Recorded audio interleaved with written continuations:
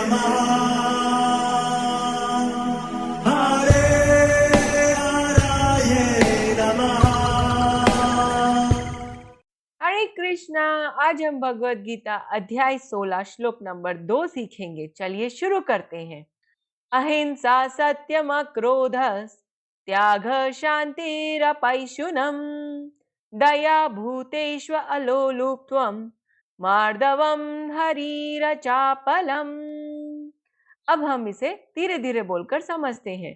अहिंसा सत्यम अक्रोधस त्यागः शांतिर अपैशुनम दया भूतेष्व अलोलुप्त्वम मार्दवम हरीर अचापलम। अब हम इसे फिर से गाते हैं। अहिंसा सत्यम क्रोधस त्याग शांतिरपैशुनम दया भूतेष्व अलोलुप्त्वम मार्दवम हरीरचापलम। अब हम समझते हैं भगवान श्री कृष्ण इस श्लोक में किन गुणों के बारे में बता रहे हैं। अहिंसा सत्यता क्रोध विहीनता त्याग शांति छिद्रान्वेषण में अरुचि समस्त जीवों पर करुणा लोभ विहीनता भद्रता लज्जा संकल्प। हरे कृष्णा। चलिए अब हम महाप्रेम प्रभु जी से इन सब गुणों के बारे में और अच्छे से समझते हैं। हे कृष्णा जी, भगवान श्री कृष्ण 26 गुणों का वर्णन कर रहे हैं जो हर एक देवतुल्य व्यक्ति में होना चाहिए। किसी को भी आप देवतुल्य समझते हैं, श्रेष्ठ पुरुष समझते हैं, तो ये गुणों के आधार पर किसी को अच्छा बोलना है। अगर ये गुण नहीं है तो व्यक्ति वास्तव में अच्छा नहीं कहला सकता। और आज का जो हमारा गुण है जिसकी हम डिस्कशन करेंगे वह है मार्दवम। मार्दवम का मतलब बताया गया भद्रता। अब कई लोग समझ नहीं पाते भी भद्र क्या होता है और वो कैसे गुण को हम अपने जीवन में उतार सकते हैं। भद्रता का मतलब है अंदर से दूसरों के प्रति कठोर व्यवहार नहीं रखना, मतलब दूसरों की भावनाओं का ध्यान रखना, दूसरों की भावनाओं को ठेस नहीं पहुंचाना, being sensitive to others feeling. और ये बहुत बहुत महत्वपूर्ण गुण है जो हम सब के हृदय में, हमें अंतःकरण में इसको अच्छे से धारण करना चाहिए। भगवान श्री राम के लिए कहा जाता है कि वे वज्र से भी अधिक कठोर और फूल से भी अधिक कोमल हैं। मतलब परिस्थितियों के अनुसार जब दूसरों की भावनाओं को देखते हैं तो भगवान श्री राम इतना सरल स्वभाव दिखाते हैं, और जब खुद के लिए आता है तो बहुत कठोर नियम धारण करते हैं। तो भगवान श्री राम के चरित्र में हमें मार्दवता या भद्रता बहुत अच्छे तरीके से देखने को मिलती है। जो व्यक्ति जितना अध्यात्म में आगे बढ़ता है उतना वो दूसरों के सब भावनाओं का सम्मान करता है, भावनाओं का ध्यान रखता है कि मेरी वजह से दूसरों को कष्ट नहीं पहुंचे। तो ये बहुत जरूरी है, खासकर परिवार में तो ये बहुत बहुत जरूरी है।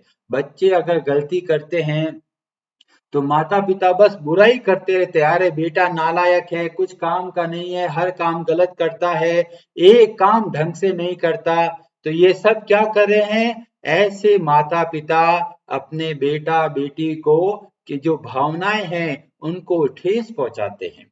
हमें ऐसा नहीं करना है। बच्चों के अंदर गलतियां होती है, गलतियां करते हैं, नालायक भी होते हैं, पर हमको उनको क्या है, भावनाओं का ध्यान रखना है। जैसा कर रहे हैं उसमें अच्छा ही देखना है और उनको प्रेरणा देना है, प्रोत्साहन देना, अरे बेटा तुमने बहुत अच्छा कर लिया, पर थोड़ा और कमी है और अगली बार अच्छे से करना। इस तरीके से परिवार में आप एक दूसरों की भावनाओं का ध्यान रखें। कई लोग तो ऐसे होते हैं जो भावनाओं को सबसे पहले ठेस पहुंचाते हैं, कुछ भी बोलेंगे कमेंट पहले करेंगे, अच्छा कर लिया देखो तुम बोल रहे थे इतना अच्छे से खाना बनाओगे, कैसा बनाया खाना, देखो जल गया, ऐसा हो गया, वैसा हो गया। तो कई परिवार में ऐसे तनाव चलते रहते हैं, एक दूसरे को कमेंट करते रहते हैं, एक दूसरे की गलतियां निकालते रहते हैं, एक दूसरे के मन को ठेस पहुंचाते रहते हैं। हमको ऐसा नहीं करना है, हमें दूसरों की भावनाओं को देखना है। कई लोग होते हैं, कुछ कुछ कमियां होती है, पर हमें उनके अच्छे गुणों की ओर देखना है। और अगर कुछ प्रयास कर रहे हैं तो हमें प्रोत्साहन देना है, इंस्पिरेशन देनी है। ये नहीं है कि उनको नीचा दिखाना है कि तुम कुछ काम के नहीं हो, ऐसा नहीं करना है।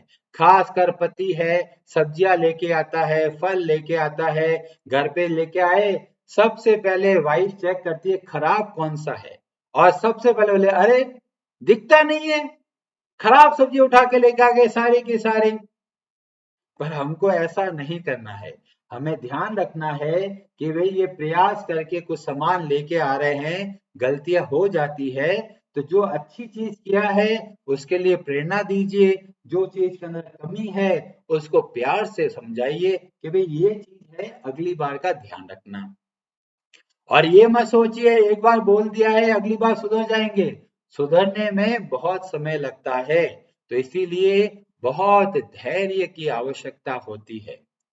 भगवान श्री राम के चरित्र से, भगवान श्री कृष्ण के चरित्र के से, भगवान के भक्तों के चरित्र से हमें इतनी सारी शिक्षाएं मिलती है।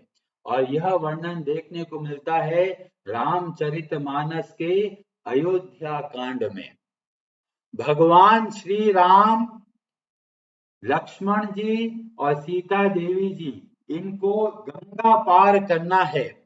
और अब देख रहे हैं कि गंगा पार कैसे करेंगे, तो केवट से बातचीत चल रही है, और केवट बोल रहा है मैं नहीं पार करवाऊंगा जब तक मैं पांव नहीं धो देता, क्योंकि मैंने सुना है आपके पांव में जादू है, पांव लगाते हो तो एक पत्थर कोई स्त्री बन जाती है। इसलिए पहले तो मैं अपने नाव की सुरक्षा चाहता हूं, इसलिए आप लोगों से निवेदन है कि पहले मैं आपके चरण धोऊंगा और उसके बाद में ही मैं आपको नाव में बैठाऊंगा। और भगवान श्री राम खुद स्वयं भगवान क्या कर रहे हैं, उनकी भावनाओं का ध्यान रखते हैं। वो ये नहीं कहते जाओ मैं कोई और नाव के लिए चला जाता हूं, या फिर वो ये नहीं कहते मैं खुद चला जाऊंगा कैसे न कैसे करके। वो भगवान श्री राम, यहाँ पर वर्णन मिलता है कृपा सिंधु बोले मुस्काई, बहुत ही मुस्कुरा कर प्रेम से बोल रहे हैं सोई करू जेहि तव नाव न जाए। हे केवट तुम वैसा ही करो जिससे कि तुम्हारी नाव कहीं और न जाए। और भगवान श्री राम उनको जो प्रार्थना कर रहे हैं, जो बोल रहे हैं, उसको स्वीकार करते हैं और बोलते हैं बेगी आनो जल पाई पखारू होत विलंबु उतारही पारू। भगवान श्री राम बोल रहे हैं कि जल्दी से पानी लेके आओ, मेरा पांव धोना चाहते हो मेरे पांव को धो, पर कैसे न करके मुझे उस दूसरी ओर लेके जाओ। और तुलसीदास जी बोलते हैं जासु नाम सुमिरत एक बारा, जिनका नाम का एक बार स्मरण करके उतर ही नर भव सिंधु अपारा। जो इतना बड़ा संसार का सागर है वो भगवान श्री राम के नाम के आधार पर पार हो जाते हैं। सोई वे ही भगवान सोई कृपालु केवट ही निहोरी। वे ही भगवान श्री राम आज केवट की ओर देख रहे हैं कि भी मेरे को पार करो। जय ही जगु किए तिहु पगहु ते थोरा। ये वही भगवान श्री राम है जो वामन अवतार में केवल 2 पग में पूरी की पूरी सृष्टि तीनों लोकों को नाप लिया था। वे ही भगवान आज एक केवट की ओर देख रहे हैं कि हे केवट मुझे ये गंगा जी को पार लेके जाओ। इतने दयालु स्वभाव के हैं भगवान श्री राम, और केवट की भावनाओं का ध्यान रखा। और जब नाव के द्वारा भगवान दूसरी ओर आ गए, अब भगवान श्री राम की भावनाओं का कौन ध्यान रखता है, ये हमें अगले जो चौपाई है उसमें देखने को मिलता है। और वहां वर्णन आता है, केवट उतर ही दंडवत कीना। जब गंगा जी को पार कर लिया तो केवट क्या कर रहा है, भगवान श्री राम को दंडवत किया। और प्रभु के हृदय देखिए क्या चल रहा है, प्रभु ही सकुच एहि नहीं कछु दीना। भगवान श्री राम के मन में भाव आ रहा है, अरे केवट ने मेरी सहायता करी है, इस केवट को मैं क्या दूं, मेरे पास तो कुछ देने के लिए है ही नहीं। अब भगवान श्री राम के मन में ये भाव चल रहा है, और इतने में ही देवी सीता देखती है कि मेरे पति के मन में कुछ इच्छा है, उनकी कुछ भावनाएं हैं, मैं कैसे उनकी सहायता करूं। और वहां वर्णन मिलता है, पिय हिय की सिय जान निहारी। पिय हिय जो अपने प्रेमी मतलब भगवान श्री राम के हृदय की बात को समझकर देवी सीता जी क्या कर रही है, मणि मुद्री मन मुदित उतारी। अपने हाथों में जो अंगूठी थी वो उतारी है और बड़े प्रेम से केवट को दे रही है। तो ये देखते हैं कितना उत्तम तरीके से एक पति और एक पत्नी के बीच में कैसे भावनाओं का ध्यान रखा जाता है। और आजकल कैसा हो गया है, सबसे पहले कर्कश कठोर शब्दों से एक दूसरे पर बाण पे बाण चलाते हैं, तुम ऐसा करते हो, तुमने ऐसा नहीं किया, इतनी बार बोल दिया है, एक ही गलती करते रहते हो। पर हम जब शास्त्रों का अध्ययन करते हैं, भगवान के चरित्र को समझते हैं, तो हमें पता चलता है दूसरों की भावनाओं का कितने अच्छे तरीके से ध्यान रखा जाता है। श्रीमद् भागवतम में भी बहुत सारे वर्णन मिलता है कि किस तरह से भगवान हर एक के हृदय की जो भावनाएं हैं उनका ध्यान रखते हैं।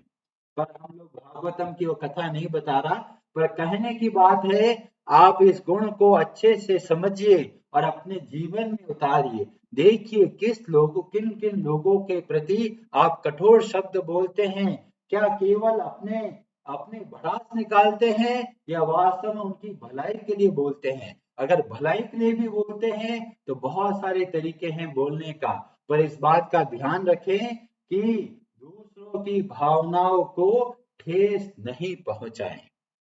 इस बात को हमें अच्छे से समझना है, आज से ही जीवन में थोड़ा थोड़ा परिवर्तन लेके आए। सास बहू माता पिता बहन भाई, ये बहुत बड़ा गुण है जो आप अपने परिवार के संबंधों को बहुत अच्छा कर सकते हैं, केवल ये समझकर कि सामने वाले की भावनाएं क्या है, कैसे मैं उनकी सहायता कर सकता हूँ।